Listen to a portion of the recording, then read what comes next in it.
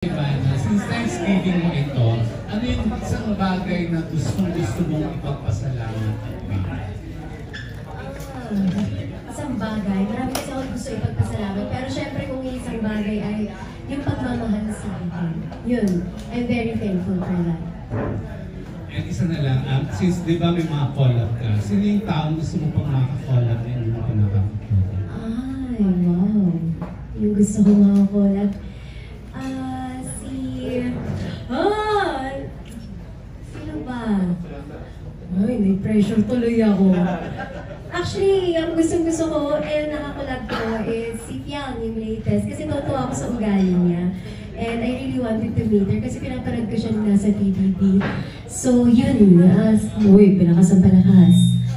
Ayan. So, yung gusto ko naman, ano po yun? Alam, yung hindi pa. Taasan ko rin pangarap si Miss Ann Curtis. Yes. Thank you. Thanks, Romel. Next, we have Tito Bobby. Hello, Ivana. Good afternoon. Hello. One question na. Kung meron ka, successful ka na, pero ano pa yung mga pangarap na gusto mong achieve?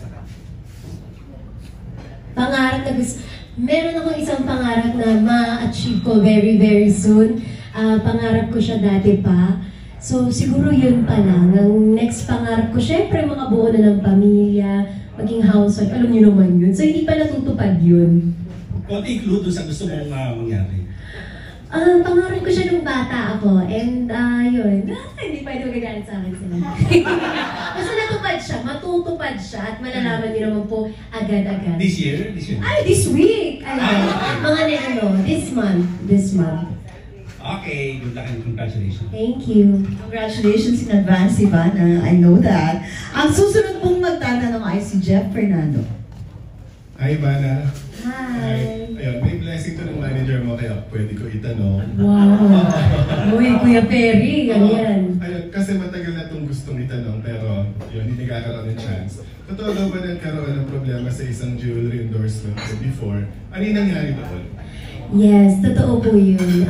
Sa Luna by Direct Dustin. So right now, kahit gusto ko man ikwento yung buong pangyayari, hindi pwede kasi nasa court kami ngayon. And ang gusto ko nang sabihin is mag-ingat. Mag-ingat lang. Yun lang ang pwede ko sabihin. But yes, may problema talaga doon. Bakit mag-ingat? May scam bang involved? Ano yung nangyari doon? Hindi talaga ako pwede magsabi. Gustuhin ko man, magpapagalitan ako ng lawyer. Okay. So, thank you. Thank you. Sino po ang susunod na magtatanong from this table? Excuse me? Frances. Ivana, kumusta yung health mo ngayon? Okay siya. Actually, ito lang, nung last week nagkatrangkaso kasi pag sunod-sunod talaga yung trabaho. Pero so far yun pa lang. And much better na. And medyo lumusog ako ng very light kasi nga dahil dun sa tubig and all. But now it's getting much better. At yun, walang katotohanan na magkaka-cancer ako. Hindi yun true. Huwag kayo mag-alala. Wala kami nung Kumalat ba yun? Oo, yung mga nag-alala doon. Tapos inaano niya ako. Sabi ko, Mama, kalma. Wala tayo niyan. Walang mangyayari sa atin. And wala nang makakapag-predict kung kailan ka mawawala. And it's not something you should be scared of. Kasi lahat naman tayo darating doon. Ang nakakaalam lang ay ang Diyos. Tama. Agree. Any follow-up questions? Okay, Francis. Yes, of course. At maraming salamat din sa Salveo ko. Kasi syempre, yan din ang nagpapatatag sa health ko. And kahit may trangkaso ako, mas mabilis ako na gumaling dahil sa Salveo. Okay. Jojo Panaligan. Ivana, ano pang pwede mong ikwento dun sa vlog mo with Barbie na hindi namin nakita or alam? Siguro yung sobrang bait niya. And ano pa ba? Yung nagyaya siya mag-jogging, mag-workout, kasi very fit siyang tao, very, sabi niya, tara, tayo tennis, sabi ko, ayoko niya, nakakapagod yun, wala ba yung mas madali? Kain, kaya ko. Pero yun, mabait siyang tao at hindi siya nagbago. Sino mas cowboy sa inyo? Ay, hindi ko alam eh, siguro, ewan ko, bahala kayong mag-decide. Basta para sa akin, I love her ugali, I love. Salamat. Thank you. John Bueno, you have a question. Ayaw niyo ba ng raffle? Raffle na ako para sa inyo. Hi, Ivana. Hello. I'm John from Cookcom.com. I'm also on YouTube. But can I ask you first, what's the most memorable thing that you've done recently that you think is, of course, sasabihin ko na, pero madaming naging basher in your recent videos. How do you deal with them? And what do you plan to do in the future? Na you think you've learned? Ever since po, wala naman akong pakialam sa bashers. Deadma. Kung gusto nila mang bash, syempre hahalap at hahalap yun. Wala ka naman magagawang perfect para sa kanila. So, deadma ako, I just really, ang iniisip ko yung mga nagmamahal sa akin, ano yung mas makakatulong ako. Yun lang yung mga nasa utak ko. Yung mga basher, wala din naman ako pakay sa kanila eh. Yun. Thank you so much. Thank you. Pwede isa pa daw. Bago tayo mag-raffle ng 4,000 cash, eto na si Richard para sa last question. Sa first batch pa lang.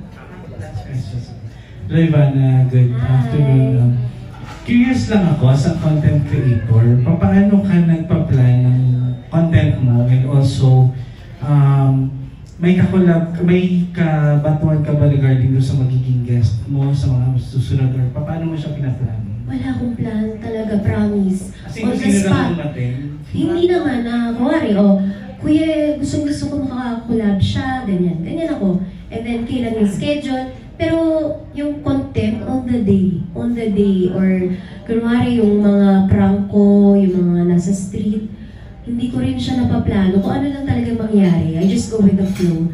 Yun, yung pag-iisip talaga, medyo, syempre ang hirap maging content creator kasi you have to keep thinking. At lagi ko po sinasabi, wala akong team na nag-iisip for me, lahat talaga ako. So, minsan nabe-burn out na ako, so pagka ganun, pahinga lang ako. So yun po. What's the hardest part of doing a content? Syempre yung matututunan ng lesson. Kasi yun yung gusto ko para sa mga viewers. At the end of the day, or pagkatapos sila panoorin, anong natutunan nila sa vlog. And that's why, isa sa pinaka-favorite ko is yung pagtutulong. Kasi I'm sure na-inspire din yung iba and kasi marami ding batang nanonood. So yun. Thanks, Ivana. Congratulations. Dahil sa tanong ni Richard, let's move on to our raffle.